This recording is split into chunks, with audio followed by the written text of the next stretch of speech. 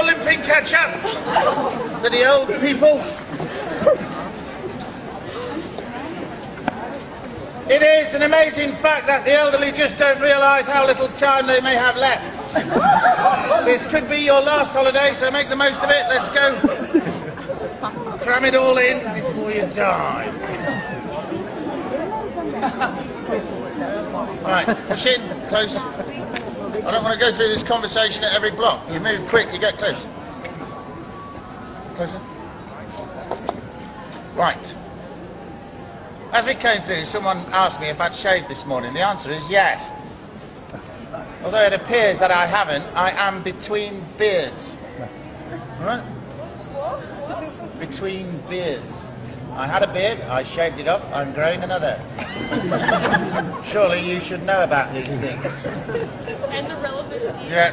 No. I've just been accused of being scruffy, and I'm not. That's it. Yeah. So there we are.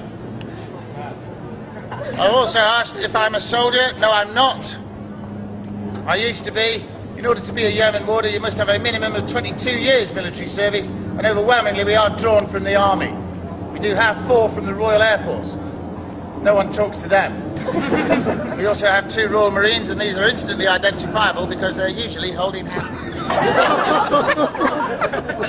have to have reached the rank of Sergeant Major. That might make me seem a little scary. Right. If you have all of that, you can apply to join the Yeoman of the Guard, Queen's personal bodyguard for ceremonial and state occasions. And if you've also got the Meritorious Service Medal, you get invited. I was invited. Yeah. Now, on those occasions, we do wear a very different uniform. I know you're disappointed not to see me in it today. That is the Tudor bonnet, white ruff, scarlet and gold tunic with red breeches and tights. We only ever wear that in the presence of Her Majesty because she likes it. 35 yeoman warders are selected from the yeoman body to come and live and work here in the tower. This is our casual day-to-day wear. It is known as blue undress and is modelled on a Tudor tunic. It's made to be worn under a suit of armour. It's not a frock. These things are for the leg plates, all right? You want men in skirts? Scotland. Although, you can get that kind of action in Soho. And I'm sure the Royal Marines will be happy to tell you where. Yeah. Right. Now that I've got your questions out of the way, we can carry on talking about what we're supposed to. You're now standing in a killing ground. Yeah, sadly no longer operational. As an attacking army, you'd have lost dozens, possibly hundreds of men trying to get through that festering bog of a moat, wrestling with the polar bears and trying to climb the walls. And all the time you're doing that, there are people trying to kill you. It is unlikely that you would have got this far, but if you did, unlucky. You might not have noticed this yet, but behind you there is another wall. The inner defensive wall dates from the 1220s, has 13 defensive towers and a 50-foot curtain. It was only one way through, that archway. And as you can see, it is defended by a 2.5-ton oak and steel portcullis. And beyond it, those gates weigh a further 3 tons. 5.5 tons of oak and steel that you're going to have to hack through with your poxy little swords and axes, and that will take time. Time is a luxury you rarely have in battle, and the defenders will now be hurling vicious verbal abuse at you. Not to mention stones, arrows, buckets of boiling tar, cows, sheep, salad, unwanted children. Everything would have been thrown at you. It's not a healthy place to stand.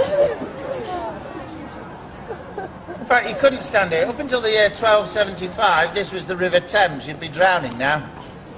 The lower left of the archway, you'll see there's a mooring loop for a boat that hasn't been used in 700 years, but bizarrely gets painted every 10. When the outer wall was built, it was a tremendous feat of military engineering. Yay! Military engineering. Yay! The river had to be pushed back. This roadway was raised about 6.5 metres, 20 feet to the height you're on today. This became the river entrance. Now this is the world infamous Traitor's Gate, which is not its original name. Originally, and obviously, it was known as the Watergate, for the simple reason that boats and barges would come in here and deliver stores and provisions. Because of that, it quickly became known as the Trader's Gate, like the tradesman's entrance, yeah? But in the 16th century there was something of a human traffic, and that was largely one way. A lot of these people were prisoners, many accused of treason, and the watermen slid the name to Traitors' Gate. Now, I will point out that the tower was not built as a prison, it was built as a palace and fortress and designed to keep people out. It was used to keep people in, and we have some famous traitors come through here. You might well have heard of some of them: Queen Anne Boleyn, Henry VIII's second wife, Queen Catherine Howard, Henry VIII's fifth wife, and these are Tudors. Tudors bore me stiff. I don't like talking about them, but I've got to, so I'll talk about those two floozies later when I show you where they were killed and where they lie to this day. Mel Gibson. Mel Gibson should have been brought through these gates and given a really hefty slap. Ever since the colossally inaccurate comedy film Braveheart, not a day goes by without some demented Scot, and I'm not saying you're all demented, it's just the ones I meet, demanding to know, where did you keep William Wallace? He was my father. Check out my blue face. Family resemblance. And that's just the women. The men are much more vocal. It is true that in the winter of 1299, Sir William Wallace did pass through these gates, but you have already spent longer in the tower than Sir William Wallace ever did. Sir William Wallace was knighted by the Scottish court. And something you might not know about the English, but I can tell you with great authority as an Irishman, is that the English are a bunch of snobs. They don't recognise any court but their own. They didn't recognise Sir William Wallace's title. They classed him a commoner. Commoners weren't held here, and nor were they beheaded for treason. Sir William Wallace was immediately taken from here to Smithfield Market, about a mile and a half to the northwest, where in full public view he was hanged by the neck until really uncomfortable, actually. They only half-hanged him. They hauled him up, let him swing, let him down, took the noose from around his neck and revived him. When he came round, he saw a knife, alarmingly, going into his chest. And it was pulled down in a line, nipples to navel, so he was opened up. It wasn't a fatal wound, and it wasn't meant to be. William Wallace was entirely conscious when his executioner's filthy hands plunged inside and disemboweled him. 36 feet of his intestines spilled out onto the pavement with a gush of blood which must have steamed in the cold winter air. These entrails were then placed on a hot griddle where they sizzled, and at this point Mel Gibson would have you believe a man can shout, "Freedom!" I just don't think that's likely. He must have had other things on his mind. His heart was being ripped out, and that's got to be a distraction. The heart was thrown into a brazier to burn, and that probably killed him.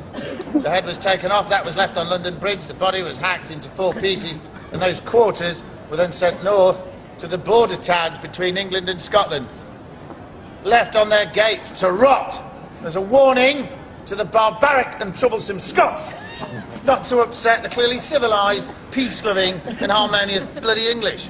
So, Sir William Wallace, a truly great man from a truly great nation, was hanged, drawn and quartered. Yeah. One gets nostalgic. And hungry. On a happier note, behind you we have the Bloody Tower. Again, not its original name. Originally this was known as the Garden Tower, and we've changed it for marketing purposes. In 1483 the Garden Tower was so comfortable this was the home of the King of England, Edward V. You might not have heard of him, he was only 12. His younger brother Richard, the Duke of York, was just 10, and they were here under the protection of their uncle Richard, the Duke of Gloucester. And they needed protection because there was a war on, the War of the Roses. Now this sounds like fun, but they weren't fighting with flowers. It was a bloody civil war, and it straggled on for nearly 30 years. These boys were targets, and Gloucester knew it. He took his protection duties so seriously that he had Parliament declare his nephews bastards. They couldn't keep the crown, and he took it. He became King Richard III. He was now the target. His nephews continued to play safely in these grounds long after his coronation. All of that's fact, documented and unargued. It is also a fact, possibly a sad one, that these lads disappeared. Nobody knows when, why or how, but Shakespeare tells us that one night in 1483 they fell asleep up there and never woke up. During the night they were smothered to death with their own pillows. Stabbed with a dagger, for good measure. Now I'd like you children, especially you young children, to think about that at bedtime. Your mummies and daddies are going to tell you that that was a long time ago, and that's true. They're going to tell you there are no more bad men. That's a lie. There are bad men. There are very, very bad men. They're not always out there, though. Sometimes they're under your bed. Wardrobe. They wait for you to go to sleep, and that's when they strike. Sweet dreams, kids. I really don't like children. Their disappearance was a mystery for nearly 200 years. In 1674, workmen on the south side of the White Tower removed a stone stairwell. Under that stairwell there was a box, and inside this box were the dusty remains of 2 children. The experts at the time declared them to be the bones of the princes, and Charles II commanded that they should be laid to rest in Westminster Abbey, in Innocents' Corner, which he'd named in their honour. Who killed them? Don't know.